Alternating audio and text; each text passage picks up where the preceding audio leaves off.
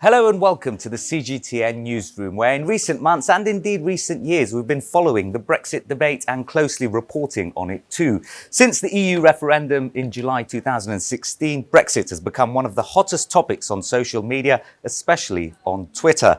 Along with the help of social media intelligence platform Digimind, we've been analysing some of those conversations around Brexit for you. Let's take a look at them then.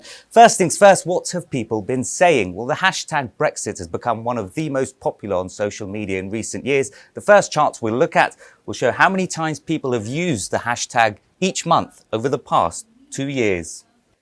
You can see a dip as the UK went into an election campaign, but then a huge surge after Boris Johnson came to power, promising Brexit means Brexit. Later in the year, there is a lull as both sides engaged in technical negotiations before the 11th hour deal was agreed and Brexit was completed. We can zoom in a little to focus just on the first months of this year. You can see a gradual decline punctuated by some smaller peaks where British fishermen spoke out about issues facing their industry, and the row broke out with the EU over vaccine exports. Now, as I mentioned earlier, Brexit wasn't the only thing people were talking about on social media. The COVID-19 pandemic dominated global headlines. Let's take a closer look at how Brexit compared to COVID online. As you can see, around the time the World Health Organization announced that COVID-19 was a pandemic in January 2020, the Brexit conversation on social media plummeted. Overall, the conversation probably reflects the reality in most people's lives. During the last year, the impact of coronavirus has dwarfed that from Brexit. Now, Brexit is a broad topic, obviously, but people were talking about lots of different things related to the issue. The next charts we'll look at show some of the key concepts that our research picked up. The first thing that jumps out is Brexit deal. As mentioned, there was a lot of uncertainty around whether a deal would be reached at the last minute, and that's had individuals and businesses on both sides worried about how they'd be impacted by the arrangements. That moves us nicely onto another concept, Brexit's reality, and its impact, as we've been hearing in the show, still very much being felt on both sides. You'll also see COVID and Scotland, where the debate over Brexit has become tied up in questions over whether the country should break away from the rest of the United Kingdom.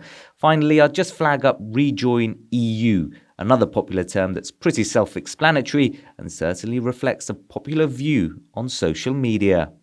Now let's take a closer look at the types of people discussing it and who cares most about Brexit. The Brexit conversation on Twitter has been primarily driven by men. When it comes to occupation, teachers, business professionals, pensioners, and those who represent creative industries talk about Brexit the most, but it is an issue that seems broad-based. Let's talk to one of the people who's been part of the conversation. Matt Oxley is a sports journalist who travels a lot to the European Union for work. Let's find out why he took to a public platform to speak out about the issue. I'm going to see if we can speak to him now. So, Matt, how has Brexit impacted you? I think in any kind of performing industry, whether it's the music industry, motorbike racing, cycle racing, anything like that, when you're moving people into and equipment into and out of the EU, it's going to have an effect because there's no longer freedom of movement and everything has to be checked. At the moment we're allowing stuff into Britain without many checks, but stuff's getting checked into. So it's going to have a massive impact, I think, sadly. Some of us were warning this all the time for years, but here we are, Your tweet went viral. Were you surprised by the response? Most people were agreeing. I mean, a few years ago, if I tweeted something like that, I'd get lots of people saying, oh, it's Project Fear, it's going to be fine, they need us more than we need them, and all that kind of stuff.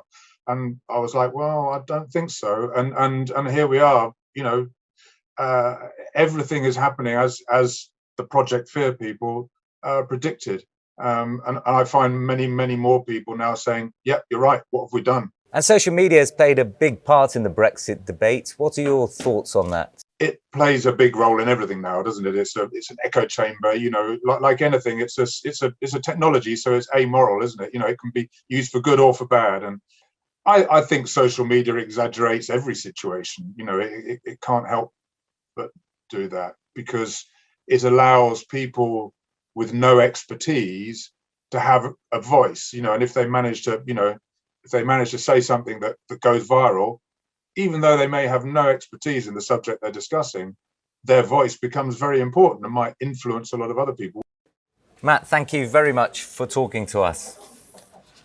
So Matt's based in the United Kingdom, but this isn't just a conversation confined to the UK. All across Europe, people have been talking about Brexit, particularly in those countries that have a strong trade relationship with the UK.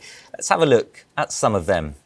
Unsurprisingly, the Brexit discussion on social media is mainly dominated by the UK. France, the UK's closest continental neighbour, came in second, but the topic was almost 20 times less popular there. You can see other big European countries also feature lower down the list. Last but not least, who needs words when you can use emojis? Now, Brexit has been a very emotionally charged subject. Let's take a closer look at some of the most popular emojis people have been using to express their feelings on the issue. Bang in the middle, as you can see, is the EU flag. The Union flag is another popular emoji, particularly among those who support Brexit. For some, it's emerged as a symbol of independence, but others have been using it alongside the EU flag as a sign of the recent history shared between the two. The Scottish flag is there too, and reflecting the emotions within this debate, the laughing face emoji and the angry face too. Well, as we've been hearing, social media offering a very mixed view of Brexit with strong positions on both sides of the debate. In the final part of today's show, my colleague Juliette Mann will be looking at the hard facts around the impact of Brexit. Juliette.